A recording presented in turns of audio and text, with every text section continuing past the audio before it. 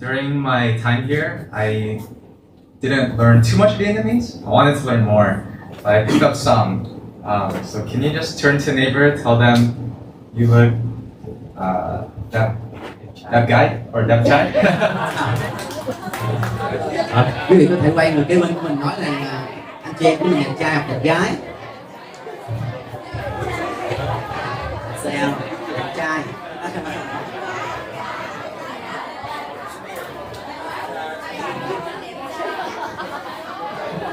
Nhưng mà quý vị nghe đẹp trai, đẹp gái thì có vẻ hào hứng gì dữ không? That's so excited to receive a beautiful. I think I speak on behalf of our entire Tapestry team when I say we feel like we receive so much more than we gave. Tôi nghĩ là tôi nói để thay mặt cho cả Tapestry thì tôi nghĩ rằng chúng tôi nhận được nhiều hơn những gì mà chúng tôi bỏ công sức ra ở đây. And we're so honored to just be here together even this morning with you to worship as one body together with you. Và buổi sáng hôm nay thật sự là hân hạnh cho chúng tôi khi được ở đây để cùng thờ phượng Chúa cùng quý vị, và tôi cảm nhận là chúng ta cùng một ở trong thân thể. For me at least, the worship time, it was just constant crying and experiencing God's love and grace. Thật sự ở trong suốt cái thời gian này chúng ta thờ phượng thì tôi thực sự khóc và rất là được chạm và cảm nhận được sự nhiều của Chúa trên mình. And I just sense the Spirit of the Lord and the love of Christ is so deep in this community. Và tôi cảm nhận thánh linh của Chúa cũng như là tình yêu của Chúa vận hành rất là mạnh ở giữa cộng đồng của chúng ta ở đây. And so, come on, so much. Thank you. Cảm ơn quý vị.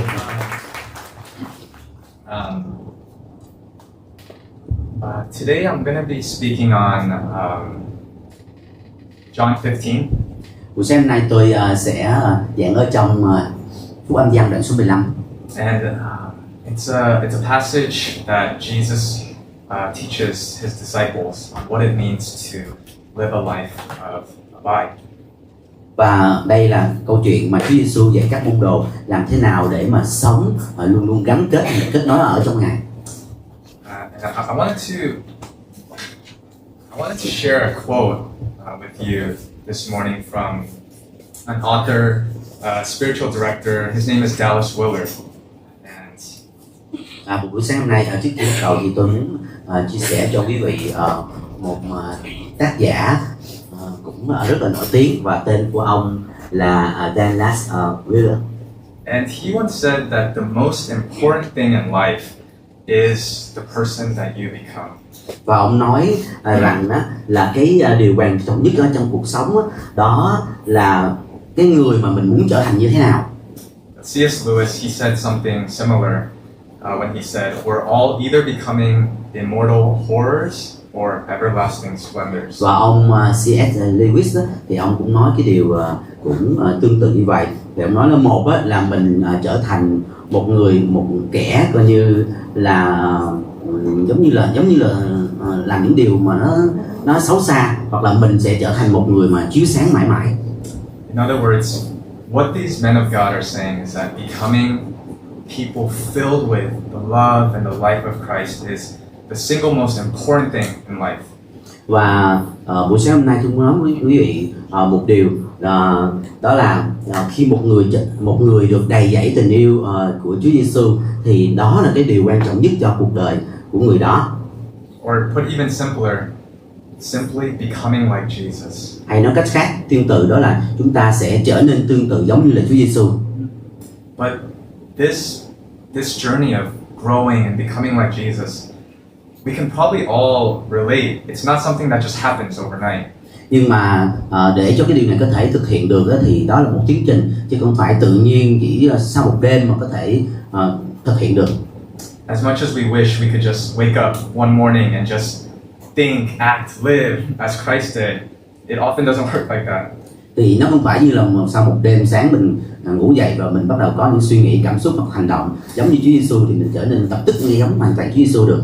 In fact, oftentimes our souls and our lives, they actually take a total opposite, different trajectory without the transformative work of the Spirit. Mà thật sự mà có thể nói rằng nhiều lần trong đời sống của chúng ta thì chúng ta thường có khuynh hướng đi ngược lại những gì mà Chúa Giêsu làm. And so apart from God and His transformative work, rather than being formed in likeness to Jesus, we actually, so a lot of times we experience being what I'm going to call deformed into sin, selfishness. Và rất là nhiều lần trong đời sống của chúng ta, thay vì chúng ta trở nên giống như Chúa Giêsu thì chúng ta lại đi trái ngược lại, chúng ta có khuynh hướng là đi theo tội lỗi hoặc là sự ích kỷ của mình, hoặc là những cái sự tham muốn hoặc sự băng hoại của mình. There's a character in a story that I think depicts this process of what I'll call deformation. Và có một cái nhân vật ở trong cái câu chuyện mà nhân vật này tôi muốn mà minh họa để mô tả về cái sự méo mó ở trong tính cách của nhân vật này. And his name is the Grinch from the famous children's Christmas story. You guys know? Và cái tên của nhân vật này đó là Grinch, một nhân vật rất là nổi tiếng ở trong cái câu chuyện đó là Giáng sinh, đánh cắp Giáng sinh. Are you guys, anybody familiar with this story? Có ai mình quen với lại cái câu chuyện này không ạ? Not too much. Some of the Có thể có một người số biết, không nhiều người biết câu chuyện này. But the story is about the Grinch. His backstory is he wasn't always evil and cold-hearted. Và cái câu chuyện này nói về cái nhân vật The Grinch này thì cậu bé hả? Cái nhân vật này thường hay làm những cái điều nói chung là hay làm những cái điều xấu xa, những cái điều không tốt. As a child, he was a bit odd and he looked different from everyone else because he had green colored skin and he had hairy appearance. Và ngay từ lúc mà còn nhỏ thì cái nhân vật này trông rất là khác so với những cậu bé khác, bởi vì da thì xanh xao mà có nhiều lông lá, người lông lá. But otherwise, he was a decent kid. He was okay. Nhưng mà nói chung thì nhìn chung thì cậu bé này cũng là một cậu bé tốt chứ không quá tệ. However, because he looked different, he was severely bullied by other children in his class. Nhưng mà bởi vì có cái bề ngoài nó khác biệt so với những cậu bé khác cho nên cậu bé này thường hay bị khinh miệt, hay bị chọc bởi những người bạn khác của mình. And one day it was so bad to the point where one day he was so fed up with everybody teasing him, mocking him, and he went on a rampage. He destroyed everything in the classroom and he just left his home, Whoville. Và giống như là đến một cái điểm gọi là quá độ khi mà các bạn của cậu bé này chọc và chăm chọc cậu bé rất nhiều, cho nên cậu bé đã đến cái đoạn nổi điên lên và phá hủy tất cả mọi thứ ở xung quanh và rời bỏ nhà của mình luôn. And over the years he went after he went to live alone in Mount Crumpet. Và sau nhiều năm khi cậu bé rời bỏ nhà và sống ở trong một cái khu núi gọi là Crumpet. And he remained in this just huge cave, living in isolation. And as over the years, he developed more hatred for the Who's and for Christmas. Và cậu bé sau nhiều năm sống ở trong cái hang động sâu như vậy và xa lánh hết tất cả mọi người thì cái sự tức giận, sự cay đắng của cậu bé ngày càng gia tăng và cậu bé ghét cả những con người và ngay cả ghét và Christmas, ghét luôn cái buổi lễ Giáng sinh. And I share this story about the Grinch and how the Grinch became the Grinch because it's often similar to how our lives and our souls often become deformed by sin and darkness. Và tôi mượn nhân vật Grinch này để chúng ta thấy rằng từ một cậu bé cũng khá là tốt nhưng mà trở thành một cậu bé xấu như vậy, để liên tưởng đến việc mà đời sống của chúng ta cũng dễ bị méo mó bởi những tội lỗi, bởi những cái lỗi lầm mà chúng ta gây ra trong đời sống mình. And it's a silly metaphor, but the sad truth is that oftentimes in our lives, many of us feel like we are becoming more like the Grinch than we are becoming like Jesus. Và rất là dễ thường chúng ta thấy rằng đời sống của chúng ta cũng dễ bị méo mó và chúng ta trở nên giống như cậu bé The Grinch này thay vì trở nên giống như Chúa Giêsu. Some of us have all kinds of family or relationship pains. Tất cả mọi chúng ta thì ở đâu đó chúng ta có thể có những cái nỗi đau và trong gia đình mình hoặc là có những cái mối quan hệ bị đổ vỡ. Maybe others of us, we constantly run into relationship problems with our spouse or our coworkers or other friends. Và có thể chúng ta thường có những cái mối quan hệ bị tổn thương bởi người phối mẫu của mình, bởi người cùng làm việc chung với mình, bởi những người bạn khác xung quanh của mình. And maybe others of us struggle with the same sins and we can't seem to overcome the same sins. Và có thể một số người chúng ta dằn vặt bởi vì những cái tội lỗi mà mình cứ phạm hoài mà mình không đắc thắng được. And still others of us, maybe we struggle with deep mental health issues and we struggle with depression or anxiety. Và cũng có thể một số người chúng ta bị vấn đề về mặt là bị bệnh về mặt tâm thần, và chúng ta có vấn đề về các mối quan hệ ở trong xã hội chẳng hạn. But the process of spiritual transformation, or in other words, becoming like Jesus, this is the single most important matter of life. Nhưng mà tiến trình sự biến đổi thuộc linh, hoặc là tiến trình mình để chúng ta trở nên giống như Chúa Giêsu, đó là một khoảnh khắc, một thời điểm rất là quan trọng. And so the question is how? Và cái câu hỏi đưa ra thì làm thế nào có thể thực hiện được? How can we become more like Jesus? Làm thế nào mình có thể trở nên giống như Chúa Giêsu nhiều hơn? So let's turn to our passage of scripture today in John 15. Và chúng ta cùng mở ra ở trong phân đoạn ở trong Phúc Âm Giăng đoạn số 15.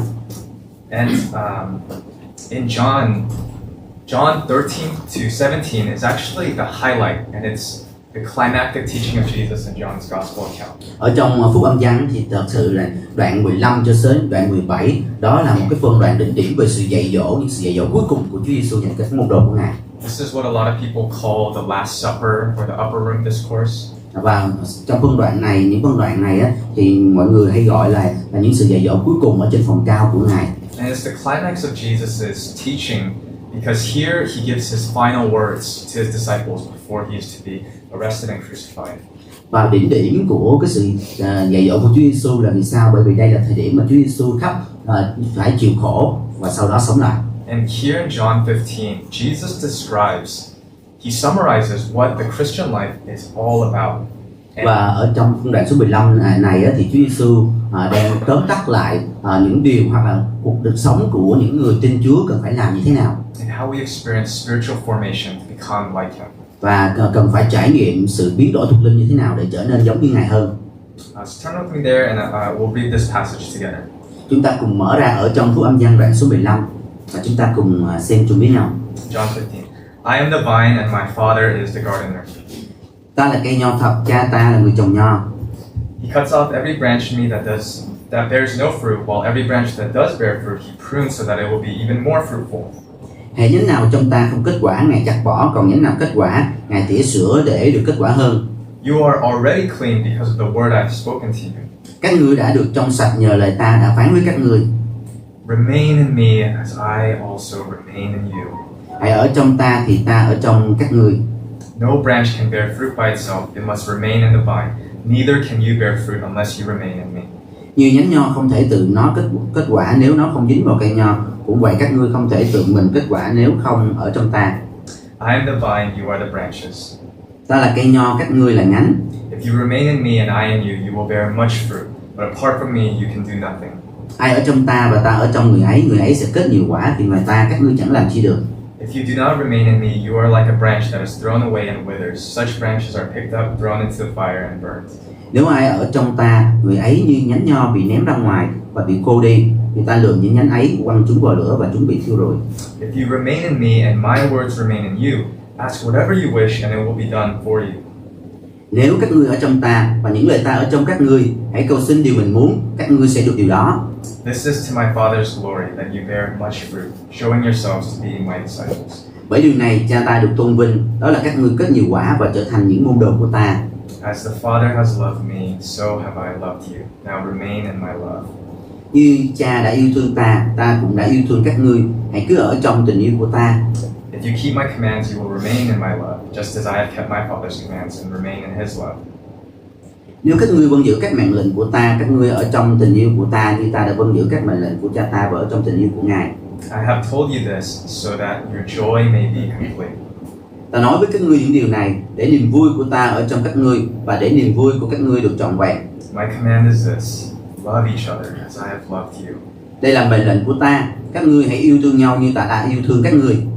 Greater love has no one than this, to lay down one's life for one's friends. Không có tình yêu nào lớn hơn điều này, hy sinh tính mạng mình vì bạn. You are my friends if you do what I command. Các ngươi là bạn ta nếu các ngươi làm những điều ta truyền cho các ngươi. I no longer call you servants because a servant does not know his master's business. Instead, I've called you friends, for everything I've learned from my Father I've made known to you. Ta không gọi các ngươi là đầy tớ nữa, vì đầy tớ không biết việc chủ mình làm, nhưng ta gọi các ngươi là bạn, vì ta đã tỏ cho các ngươi biết mọi điều ta đã nghe nơi cha ta. You did not choose me, but I chose you and appointed you so that you might go and bear fruit that will last, so that whatever you ask in my name, the Father will give you. Không phải các ngươi đã chọn ta, nhưng ta đã chọn các ngươi và bổ nhiệm các ngươi để các ngươi ra đi, và kết quả và thành quả các ngươi sẽ còn lại, và để khi các ngươi nhân danh ta cầu xin gì ra điều chi, Ngài sẽ ban điều ấy cho các ngươi. This is my command. Love each other. Ta truyền cho các ngươi điều này, các ngươi hãy yêu thương nhau. So, let's pray together. Một lần nữa chúng ta sẽ cùng cầu nguyện chung với nhau. Father, we thank you for your Son. Lạy Cha, chúng con cảm ơn Chúa vì con của Ngài. Father, we thank you for the invitation to know you through Jesus Christ. Lạy Cha, chúng con cảm ơn Chúa vì Ngài cho chúng con được nhận biết Ngài Chúa Giêsu Christ. We pray that you would speak to us this morning, Lạy Chúa, buổi sáng nay chúng con cầu nguyện xin Chúa Ngài phán với chúng con, and that we would receive your invitation to remain in you. để rồi chúng con nhận lấy sự hướng dẫn của Ngài, để chúng con luôn luôn gắn chặt ở trong Ngài. In Jesus' name. Chúng con cầu nguyện trong danh Chúa Giêsu. Amen.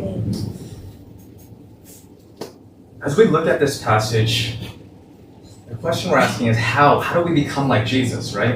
Và khi chúng ta đọc phân đoạn Kinh Thánh này thì câu hỏi đưa ra là làm thế nào để chúng ta trở nên giống như Chúa Giêsu được? And what we see in this passage is simply we become like Jesus by remaining in Him. Và chúng ta thấy một điều đơn giản, để trở nên giống như Chúa Giêsu, điều chúng ta cần phải làm, chúng ta phải ở trong Ngài.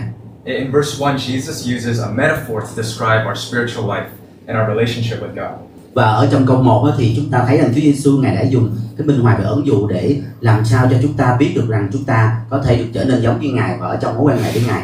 He actually compares himself to a vine, Ngài đã so sánh chính Ngài giống như là một cây nho, and he compares the Father to a gardener.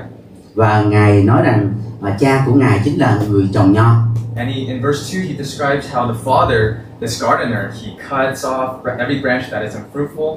Và trong câu số 2 thì Chúa Giêsu Ngài mô tả cách cha của Ngài đã tỉa sữa và chặt bỏ đi những cái nhánh nào mà không kết quả, While pruning every fruit that is fruitful to be even more fruitful. và cũng như là sẽ chỉnh sửa những cái nhánh nào mà đang kết quả để nó sẽ kết quả nhiều hơn.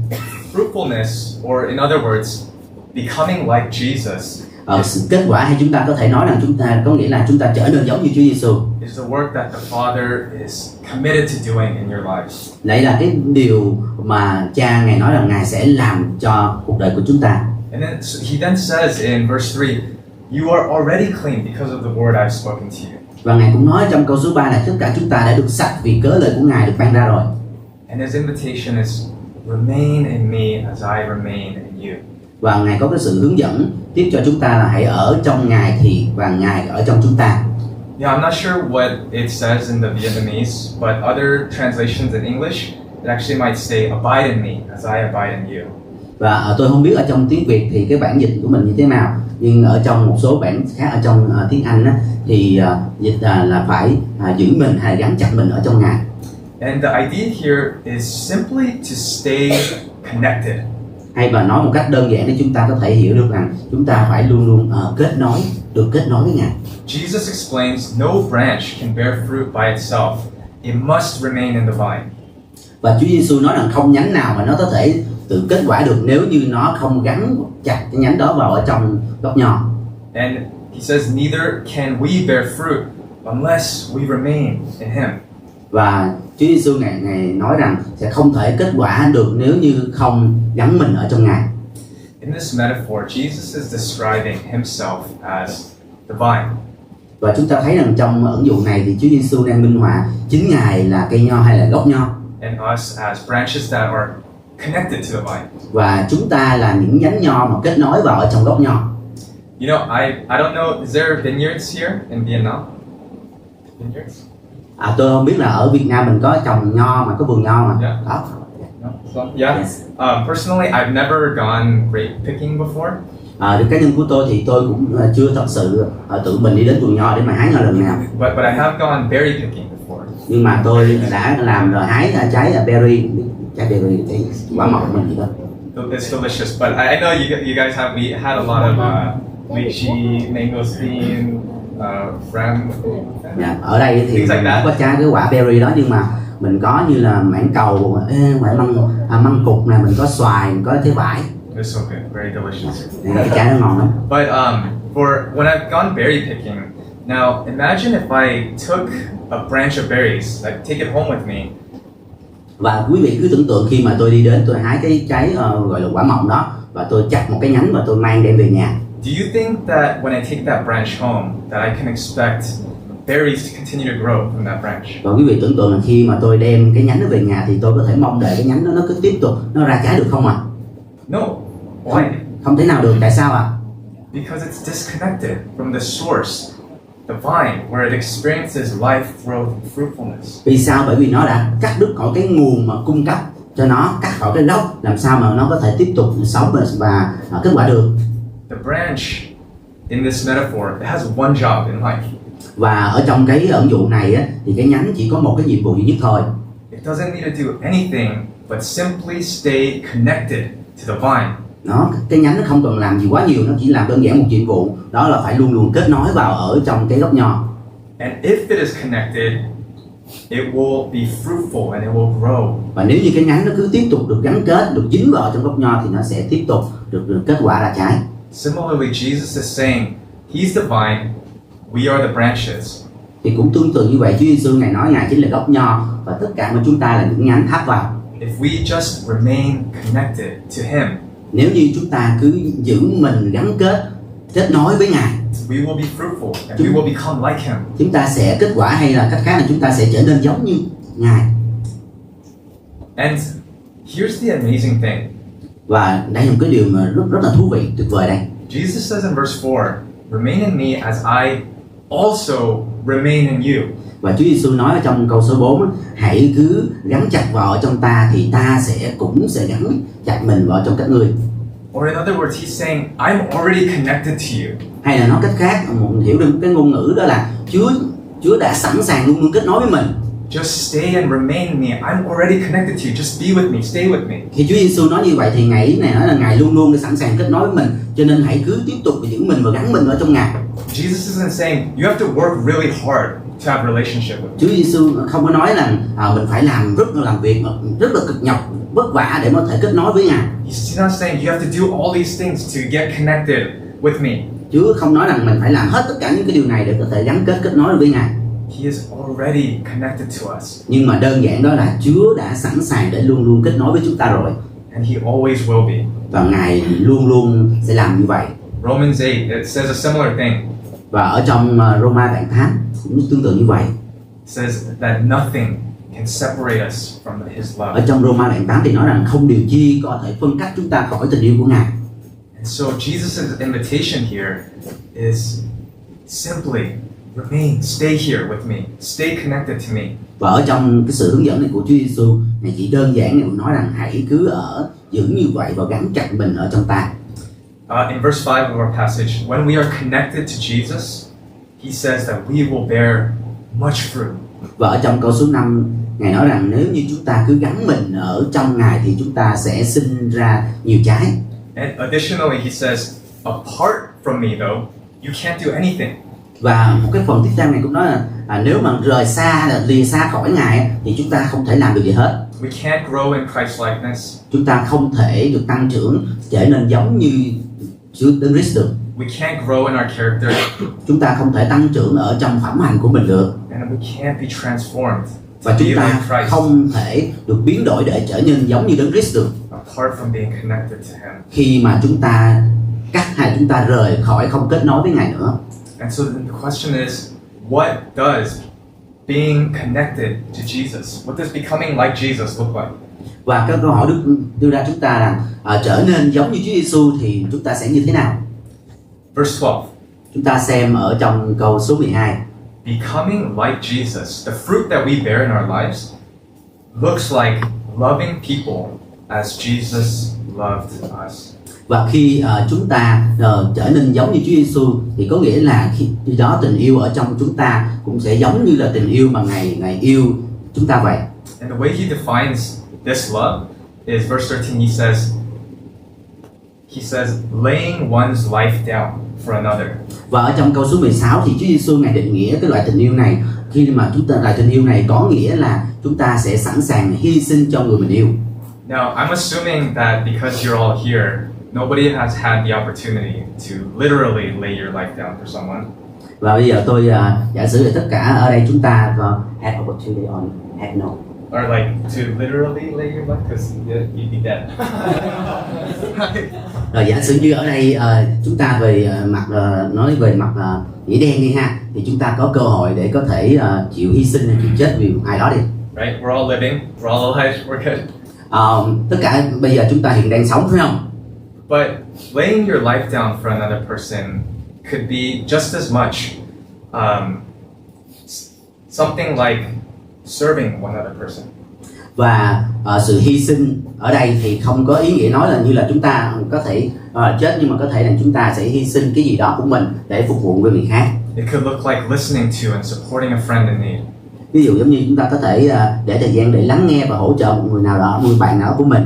It could be giving your time and attention to your children, even when you're exhausted after work. Và có thể mình để thời gian để lắng nghe con cái của mình sau khi một ngày dài mình làm việc mệt mỏi và chỉ về nhà. It could be listening to what your spouse has to say when you're arguing and fighting. Và có thể mình lắng nghe đến người phối ngẫu của mình khi mà hai người đang tranh cãi hoặc cãi lộn với nhau. Seeking to understand their feelings and their desires. Hãy để thời gian để xem, để có thể hiểu nhau và để có thể biết được những cái nỗi khát vọng của người khác, It can của người phối ngẫu của be mình. asking for forgiveness when you have hurt or wronged somebody. Hoặc là chúng ta có thể tha thứ cho một ai đó khi một ai đó làm cái gì sai với mình. It could be forgiving when others have wronged you. Hoặc có thể người cầu xin sự tha thứ từ người khác khi mình làm cái gì sai với họ. This is how Jesus defines love. Và đó là cái cách mà Chúa Giêsu ngài định nghĩa hay ngài định dạng về tình yêu. It is laying your life down so that another person flourishes. Để có nghĩa là chúng ta hy sinh, sẵn sàng hy sinh tính mạng của mình để cho người khác được ích lợi, người khác được sung mãn, được sự sống. And what Jesus is saying is that this kind of love is being formed in us as we stay connected to Him. Và Chúa Giêsu nói rằng cái loại tình yêu này cần phải được định dạng, được hình thành và được tăng trưởng ở trong đời sống của mình. We are becoming people of this kind of self-giving love, laying our life down for the sake of others as Jesus did for us. Và chúng ta cần phải trở nên làm giống như những điều mà Chúa Giêsu ngài làm để chúng ta có thể làm cho người khác. But this process is often slow. Nhưng mà thường cái tiến trình này nó thường diễn ra chậm. As I said, it doesn't happen overnight. Như tôi nói, nó không thể xảy ra sau một đêm được. You know, during my middle school years, up until I was early high school, Cho trên cái khoảng thời điểm mà khi mà tôi còn đang học cấp 2 á, cho đến khi khoảng giữa cấp 3, I gained a lot of weight. khi đó thì tôi tăng ký nhiều lắm. I might not look like it now, but I have a picture. I got chubby. Thì lúc đó thì cái thân hình của tôi nó phải giống như vậy đâu. Lúc đó cái mặt của tôi chắc là nặng, mà tôi có chụp hình. Oh, that's you. Yeah. Đấy là hình at the middle school. Middle school, yeah. Lúc mà tôi học cấp 2 ấy, thì cái mặt của tôi vậy đó, đã không? Dễ kinh. That's its own long story for another day, how I gained all that weight. Đó là câu chuyện dài lắm, làm sao mà tôi bị căng cân như vậy. But around my sophomore year of high school, I started eating healthier and diet. Nhưng mà cho đến khoảng năm thứ 2 khi mà tôi học cấp 3 thì tôi bắt đầu ăn lành mạnh hơn và có ăn kiêng. I started exercising regularly. Và tôi thường xuyên tập thể dục. And eventually, over time, I lost weight. I became physically healthier. Và sau thời gian dài thì thân thể của tôi trở nên nó lành mạnh hơn và có sức khỏe tốt hơn. And a big reason for that was because one of my older cousins, he was really into fitness. And he would take me to gym every day, work out with me. Cái lý do mà tôi có cái sức khỏe tốt và thân thể nó đẹp như vậy á, là bởi vì tôi có một cái người anh họ, anh giúp đỡ tôi và luôn luôn khích lệ tôi đi tập gym mỗi ngày. And at first, as I went to gym almost every day, as I do, weight or squat or bench press or running, it didn't, like, even first few weeks, maybe even the first few months, it didn't seem like anything was changing. Và lúc đầu thì mỗi ngày tôi đến phòng tập gym thì tôi cứ tập nâng tạ và kéo và cũng như là chạy bộ, nhưng mà sau vài tuần hoặc nhiều khi vài tháng thì thấy nó cũng có chẳng gì thay đổi nhiều. But as I continued to do it over the course of a year and even multiple years, I looked back over time and I saw shrinking on the side. Nhưng mà sau một học kỳ và một vài năm sau thì tụi tôi nhìn lại thì thấy thật sự cơ thể của mình nó dần nó gọn, nó nhỏ hơn. Similarly, being formed in likeness to Jesus, our hearts, our souls, truly becoming like Jesus' love, it's a slow process. Thì cũng tương tự như vậy, để chúng ta có thể được định hình và trở nên giống như Chúa Giêsu, tấm lòng của chúng ta cũng như là tâm hồn của chúng ta trở nên giống như Chúa Giêsu, thì đó là một tiến trình nó diễn ra chậm. You might not notice, you might not see it on a day to day. Nhiều khi mình không thể nhìn thấy được ngày này qua ngày kia nó diễn ra liền được đâu. It's not always linear like this way. Nó không phải giống như một cái đường thẳng mà mình nhìn thấy được đích liền. It can often be messy and it can even be painful. Nhiều khi mình sẽ thấy có những cái mớ hỗn độn, và nhiều khi mình sẽ thấy có đau đớn nữa trong khi mình được định hình để trở nên giống như Chúa. Jesus actually said as much in the passage. He says, "My Father will prune the branches that are fruitful, so that it will be even more fruitful." Và chúng ta thấy ở trong ẩn dụ này hiểu rằng Chúa Giêsu nói là Cha ta sẽ tỉa sửa những cái nhánh đang kết quả để cho nó sẽ kết quả nhiều hơn nữa. Pruning, it's not easy. It Và mình doesn't biết feel rằng good. mà tỉa sửa chỉnh sửa thì đâu có dễ dàng, phải không nào? But as we daily walk with Jesus, as we daily remain connected to Him, we experience Christ being formed in us. Nhưng mà khi chúng ta cứ tiếp tục mỗi ngày bước đi theo Chúa, được mỗi ngày gắn kết với Ngài, thì chúng ta sẽ thấy được chúng ta mỗi ngày sẽ biến đổi và trở nên giống như Đấng Christ hơn. And I want to encourage you this morning. Và buổi sáng hôm nay có một điều mà tôi muốn khích lệ tất cả quý bạn chị em. Some of you may feel discouraged, Có thể một số người chúng ta cảm thấy nản lòng, or even hopeless, và chúng ta cảm thấy là vô vọng. maybe by character flaws or your shortcomings. Có thể rằng bởi những cái thói quen xấu của mình, hoặc là những cái lầm lỗi của mình. Some of you may feel overwhelmed by constant relational conflict that you experience. Hoặc là có những người chúng ta cảm thấy là mình lúc nào cũng đầy những sự xung đột trong cuộc sống. Maybe with your spouse or your parents or your friends or children. Có thể là mối quan hệ với là cha mẹ của mình, với ngẫu với những người bạn, những người làm việc chung với mình.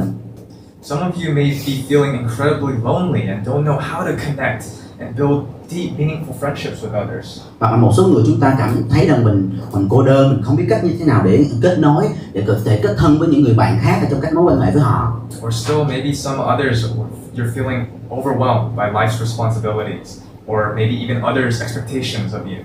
Hoặc là có những người chúng ta sẽ thấy rằng mình đầy áp lực ở trong cuộc sống, hoặc là mình sống với đầy những cái sự mong đợi mà người khác họ muốn ở trên mình. I want to encourage you today. You are loved by Christ. Và tôi muốn khích lệ để quý bạn chị em chúng ta biết rằng chúng ta được Đấng Christ Ngài yêu chúng ta. And His invitation for you is to remain in Him. Và nhiệm vụ của chúng ta đơn giản thôi là chúng ta chỉ giữ mình, gắn chặt mình ở trong Ngài, Remain in His love. gắn mình ở trong tình yêu của Chúa. Just stay there. Và khi gắn mình rồi thì cứ ở đó. And as you daily remain in Him, you will discover He is changing you. He is working in you. Và cứ mỗi ngày mà chúng ta gắn mình ở trong Chúa như vậy thì chúng ta sẽ khám phá là Ngài đang hành động với chúng ta, Ngài đang thay đổi chúng ta. So, how do we do this? Vậy thì câu hỏi đưa ra là làm thế nào mình có thể làm như vậy được? How do we remain in Him? Làm thế nào mình có thể gắn mình, giữ mình ở trong Ngài? I would summarize it simply as it's through prayer. Tôi sẽ đơn giản tóm tắt bởi cái điều này, sau đó chúng ta sẽ cùng cộng đồng chung với nhau. Prayer is the practical expression of remaining in Jesus. Sự cầu nguyện là một cái thực hành rất là thực tế ở trong đời sống của chúng ta để chúng ta có thể gắn mình ở trong Ngài. And I want to say a quick remark about prayer. Và tôi muốn giống như một cái điểm để nhắc lại về cái sự cầu nguyện. Prayer is not the place to be perfect. Cầu nguyện không phải cái nơi mà để mình trở nên hoàn hảo. Prayer is not the place to have everything together. Cầu nguyện không phải cái nơi để mà mình kết hợp với tất cả mọi điều lại trong đó. It's not the place to perform or put on an act before God or others. Không phải là cái nơi để mà mình thực hiện điều này điều kia cho Chúa hoặc là cho người khác. It's not the place to put on a mask. Không phải là cái nơi để mà mình giống như là mask giả hình để mà giấu mặt mình trong đó. It's not the place to be on your best behavior. Nhưng mà đó là cái nơi mà tốt nhất để mình phải chân thật với chính mình. Rather, it's the place where for you to be honest. Và đó là cái nơi để chính mình phải chân thật với mình. It's the place for you to be okay, not being okay. Đó là cái nơi để mình cảm thấy ổn với những điều mà mình thấy là không ổn trong đời sống mình. It's the place where you can be struggling. Đó là cái nơi để mà mình sẽ chiến đấu với những sự dằn vặt. It's the place where you can express your needs to the God who loves you. Đó là cái nơi để mình có thể bày tỏ, diễn tả những cái nhu cầu của mình đối với đấng mà đang cung ứng cho mình. And it's the place where you are invited to be so honest with yourself and before God. Đó là cái nơi mà chúng ta được mời gọi đến để chúng ta sẽ rất là chân thật trước Chúa. And there you actually find, as you are being fully known, you are experiencing the true deep love of God. Và chính tại ở nơi đó thì chúng ta sẽ kinh nghiệm được sự đầy đủ chân thật giữa mình với Chúa. And so Jesus' invitation here, as he says, remain in me. He's saying, if you're feeling stressed or tired, come to me. Và ở trong cái minh họa này thì giống như là Chúa muốn nói rằng ở những ai mà mệt mỏi và gánh nặng hãy đến với ta đi. If you feel all kinds of anxiety or burdens, come to me. Nếu chúng ta cảm thấy những sự lo lắng, mệt mỏi, gánh nặng của mình hãy đến với Chúa đi. If you feel like you feel ashamed and you feel like you don't deserve God's love, come to me. Nếu chúng ta cảm nhận chúng ta xấu hổ, chúng ta không xứng đáng với tình yêu của Ngài thì hãy đến với ta đi. If you feel like where you are just so overwhelmed, Jesus' invitation is to come to Him. Nếu như chúng ta cảm nhận là mình đang ở trong tình trạng mình bị quá tải đi, thì đây là lời mời của Chúa Giêsu nói hãy đến với ta đi. C.S. Lewis, I mentioned this author before. He wrote in his classic book, The Screwtape Letters. Và ông C.S. Lewis mà nãy tôi có nói cái tác giả của quyển sách đó, mà tôi có nói lúc đầu đó, thì ông có cái quyển sách này.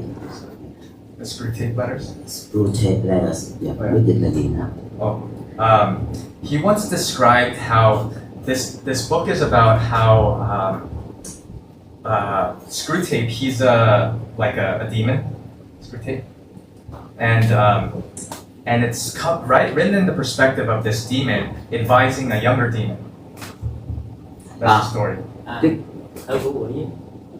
Câu chuyện này là thư của quỷ, và câu chuyện này mô tả là một con quỷ quỷ già quỷ nhỏ, quỷ già viết thư cho quỷ trẻ.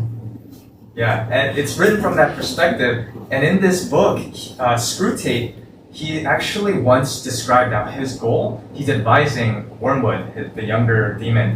He's saying your goal has to be to turn prayer into something that's oppressive and it's burdensome for God's people. Và ở trong cái mục tiêu của con quỷ nhỏ này là nó muốn làm thế nào để mà có thể khiến cho cái con quỷ lớn nó cũng khiến cho con quỷ nhỏ làm thế nào để biến những cái lời cầu nguyện của con quỷ nhỏ thành giống như một cái áp lực giống như một cái trách nhiệm, một gánh nặng để đến với Chúa trong sự cầu nguyện. He says make it into a religious obligation and a performance. Và đến giống như là một cái hình thức tôn giáo để giống như là để trình diễn vậy. And that dialogue is actually revealing something incredibly profound about our tendency. Và cái điều đó dường như nó minh họa cho cái khuynh hướng mà con người của chúng ta dễ bị hướng đến cái điều đó như vậy. That we can often turn prayer, the one thing that's supposed to relieve us of our burdens. Và nếu chúng ta có thể bị dễ khuynh hướng đến, chúng ta sẽ biến cái sự cầu nguyện của mình giống như một hình thức tôn giáo mà nó trở thành gánh nặng của mình. And turn it into an oppressive instrument. Và chúng ta làm nó trở thành cái công cụ để nó làm cho thành nó gánh nặng hơn cho mình nữa. Where instead it's actually supposed to be the one place where we receive comfort, forgiveness. Nhưng mà thay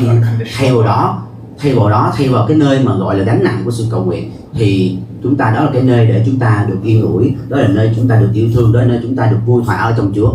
And Jesus actually says as much. His invitation in Matthew 11. Và Chúa Giêsu đã thực hiện cái lời mời gọi đó ở trong Phúc Âm Matthew đoạn số 11. He says he invites us, come to me. Và all who are weary and burdened. Chúa Giêsu Ngài đã mời chúng ta là những người nếu như chúng ta có những gánh nặng ưu phiền. And I will give you rest. Và Chúa nói rằng Chúa sẽ cho chúng ta được yên nghỉ. You know, everywhere else in life, we often feel like we have to be somebody or we have to fulfill somebody else's expectations for us. ở một nơi nào đó thì chúng ta có khuynh hướng mình muốn trở thành cái người mà người khác mong đợi mình như vậy. We often withhold our truest thoughts or our feelings from others. Và chúng ta trong tâm trí chúng ta dễ bị lấp đầy bởi những cái ý tưởng người khác họ muốn mình trở nên như thế nào ra sao. We have to be well kept. We have to be well mannered. Cho nên chúng ta thường có khuynh hướng là giữ mình để muốn thể hiện là mình là người có phẩm cách tốt ra bên ngoài. We feel like we have to be what society tells us to be. Hoặc chúng ta có khuynh hướng trở thành cái người mà xã hội đang nói mà muốn mình trở thành như vậy. Maybe what teachers or family even tells us we need to be. Có thể là những người bạn của mình hoặc những giáo viên của mình đang mong đợi muốn mình trở thành những người như vậy. And those expectations are not bad. Và tất cả những cái áp lực, những cái sự ảnh hưởng đó không phải là quá tệ. A lot of times they're certainly not out of bad intention. Và đôi khi có những lúc rằng có những cái sự ảnh hưởng từ bên ngoài đó nó không phải là cái khuynh hướng tệ cho chúng ta. But in prayer, we actually find this is the one place in our lives where we are invited to put away all of that. Nhưng mà đối với sự cầu nguyện thì đó là cái nơi mà chúng ta cần phải cất bỏ hết tất cả những cái gì mà bên ngoài mong đợi mình để mình trở thành con người thực sự mà Chúa muốn. And just to come as you are. Trở thành người mà là chính mình và người mà Chúa muốn. And remain in Him, the one who loves you unconditionally. Hãy ở trong mình, hãy gắn mình ở trong Ngài và nhận lấy tình yêu vô điều kiện của Chúa. You know, prayer is a lot of things. Chúng ta thường cầu nguyện rất nhiều điều khác nhau. But I would make the argument this is what prayer is at its most basic level. Và tôi muốn đưa ra cái lời nhận định như vậy là cầu nguyện, hãy thực hiện cái sự cầu nguyện giống như là một cái ở cái cấp độ cơ bản nhất. Simply coming to the one who deeply loves you and finding everything you need in Him. Hãy thực hiện cái sự cầu nguyện của mình cấp độ là mình đến với cái người đó là Chúa, là đấng yêu thương mình, là đấng mà chúng ta đang tìm kiếm tất cả mọi điều và chúng ta gắn mình ở trong Ngài. I'll close with this final story. Tôi sẽ kết thúc với cái câu chuyện này. When I was first dating my wife, Jen. Đây là câu chuyện của tôi khi ở trong những lần đầu mà tôi hẹn hò với lại vợ của tôi, cô Jen. One of our very early dates. Và đó là những ngày những cái ngày đầu tiên hẹn hò. Was going on a hike together up a mountain. Và chúng tôi đang chạy bộ hay đi leo núi, đi leo núi. Very long, very difficult. Ở đó thì đó là một cái chuyến leo núi dài nó khó khăn lắm.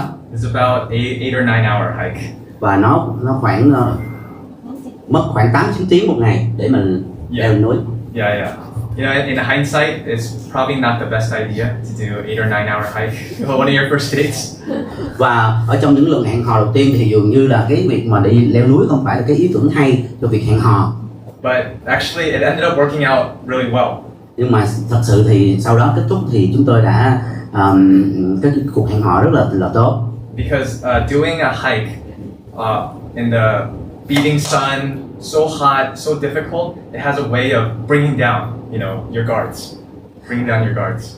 Và quý vị biết rằng trong suốt nhiều giờ đi leo núi như vậy thì phải bị mặt trời, ánh nắng mặt trời nè, rồi nóng lắm, tất cả mọi thứ nó làm cho mình giống như là cảm thấy rất là khó chịu, không có thoải mái.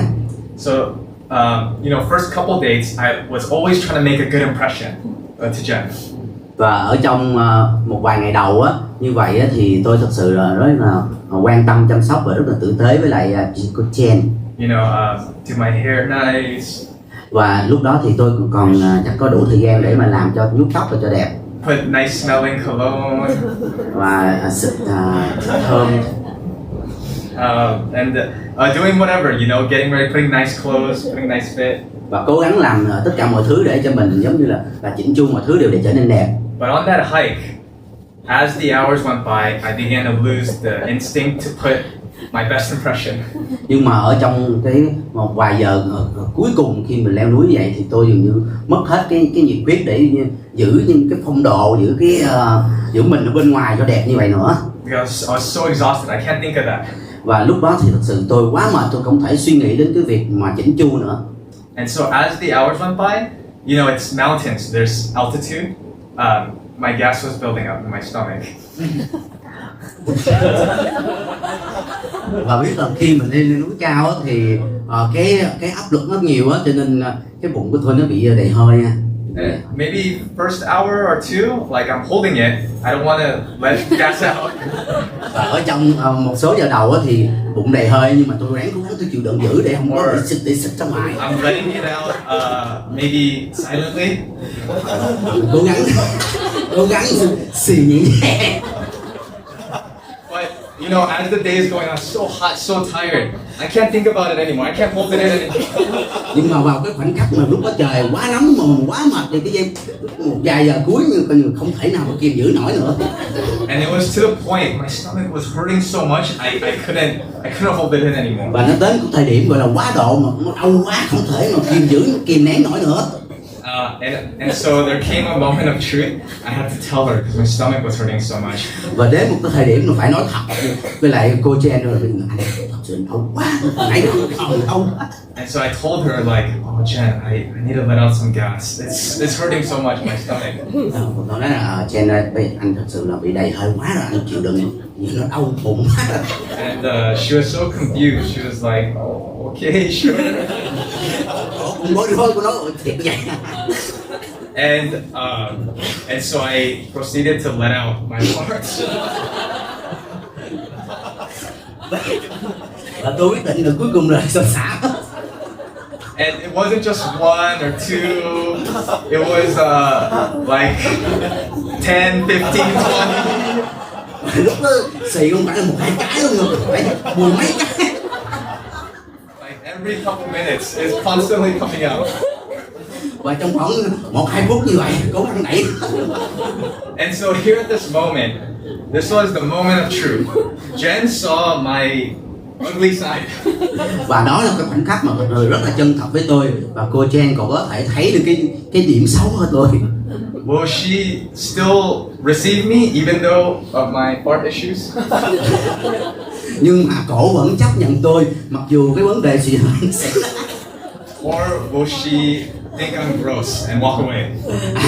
Hoặc là cổ có thể quyết định là khi mà tôi hơi như vậy, khoảnh khắc đó tôi phải chân thật, cổ có thể quyết định là chọn tôi hoặc có thể là bỏ. And there in that moment, as I came with all of my messiness, my issues, and my unattractive parts, I found that she still accepted me and loved me. Và ở trong khoảnh khắc gọi là bối rối và đầy hỗn độn như vậy, và những cái dự định ngoài mong muốn như vậy, nhưng mà cô Jen cổ vẫn chấp nhận tôi. And thankfully, yeah, she didn't leave. Và cảm ơn Chúa là cổ không có rời bỏ tôi. She stuck around, and years later, we ended up getting married. Years later. Và sau nhiều năm, một vài năm sau đó thì chúng tôi đã kết hôn với nhau. And to this day, she accepts me, my part issues and everything, all my other issues, she accepts me. Và đối với tôi thì cổ chấp nhận mọi thứ của tôi, ngay cả chấp nhận cái việc. And you know, it's a silly story, but just like how I came to Jen in that moment with all of my part issues, and unattractive parts of myself. Và đó là câu chuyện chân thật của tôi, cho dù cái vấn đề của tôi là như thế nào đi nữa thì cổ đã chấp nhận điều đó. Similarly, we often have all kinds of issues here, right? Thì cũng tương tự như tất cả chúng ta thường có những cái vấn đề riêng của mình. We have sin and darkness in our hearts. Chúng ta có vấn đề về tội lỗi, về những sự tối tăm ở trong lòng của mình. We experience our selfishness. Và chúng ta cũng kinh nghiệm cái sự ích kỷ của mình nữa. Our insecurities. Hoặc cái sự thiếu yên ninh của chúng ta. Our deepest fears. Hoặc là chúng ta đối diện với sự sợ hãi nản lòng. We have all sorts of hurts and pains. Và chúng ta có đủ hết tất cả những cái loại tổn thương như vậy, đau đớn gì đó. But Jesus' invitation is, we can come to Him with all of that. Nhưng mà lời mời gọi của Chúa Giêsu dành cho tất cả chúng ta có thể đến với Ngài với tất cả những cái vấn đề nan đề như vậy. We can come to Him. Chúng ta có thể đến với Ngài. We can come to Him with our needs. Chúng ta có thể đến với Chúa với những cái nhu cầu của chúng ta. We can come to Him in our fears. Chúng ta có thể đến với Chúa với những sự sợ hãi của mình. We can come to Him even in our hopelessness. Chúng ta có thể đến với Chúa với những sự vô vọng của mình. And what you will find is not rejection. Và những cái điều mà chúng ta tìm thấy là không phải là sự chối từ đâu. Not condemnation. Không phải là sự định tội đâu. Not abandonment. không phải là sự từ bỏ khước từ đâu. He will not leave. Ngài sẽ không bao giờ rời bỏ, Instead, He will meet you with kindness, nhưng mà thay vào đó Ngài sẽ gặp gỡ chúng ta với lại sự nhân từ của Ngài, with gentleness, với lại sự mềm dịu êm dịu của Ngài, acceptance, chấp nhận chúng ta. patience, Ngài kiên nhẫn với chúng ta and perfect love. và tình yêu hoàn hảo của Ngài dành cho chúng ta. This is what it means to remain in the vine. Điều này có nghĩa là Ngài muốn chúng ta cứ hãy tiếp tục gắn mình ở trong Ngài là cây nho, This is what it means to stay connected to Jesus Christ. và chúng ta hãy cứ tiếp tục gắn kết với Ngài. He is connected to you. Ngài luôn luôn muốn sẵn sàng để kết nối với chúng ta. And what this means too as a community of God, Và chúng ta đây là đang là cộng đồng của Chúa, that we can also come as we are to one another. và chúng ta có thể đến với Ngài và đến với lại mỗi chúng ta nữa. We can confess our deepest sins to each other. Chúng ta có thể xưng nhận tội lỗi của mình cho nhau. We can share our deepest fears. Chúng ta có thể chia sẻ những cái sự sợ hãi sâu thẳm bên trong của mình. And we are invited to be received and loved. Và chúng ta nhớ rằng chúng ta được kêu gọi để được cứu và để được yêu thương. And as we do this, Và khi chúng ta làm như vậy, as we remain in Him, có nghĩa là chúng ta đang gắn mình ở trong Ngài, we become who God always intended us to become. và chúng ta đang muốn trở thành người mà Chúa muốn chúng ta trở nên như vậy. Like Jesus Christ. Đó là chính là Chúa Giêsu Christ. Let's pray together. Chúng ta cùng cầu nguyện chung với nhau.